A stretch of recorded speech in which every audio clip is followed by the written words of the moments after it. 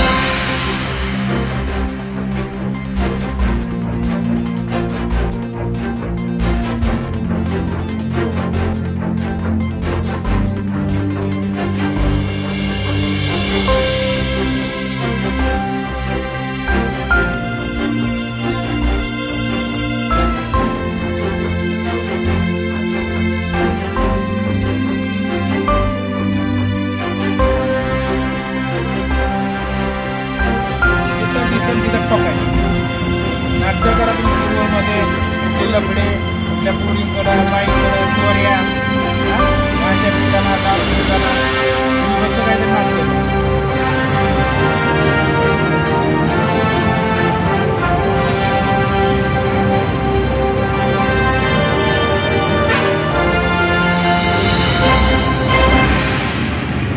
कारवाईचा धडाका आपल्या हद्दीमध्ये किंवा शिरवळ पोलीस स्टेशनच्या हद्दीमध्ये अशा प्रकारचे चोरून दारूचे म्हणा किंवा इतर जुगाराचे अधूनमधून धंदे चालत असतात। यांच्यावरती कायमच एक पोलीस म्हणून पोलिसांचा वॉच असतो।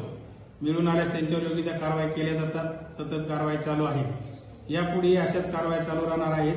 कुठलाही गुन्हेगार असू द्या, दारूवाला असू द्या, हातभट्टीवाला किंवा इतर अवैध धंदे करणारे असू द्या, अशा कुठल्याही गुन्हेगाराला माफ केलं जाणार नाही।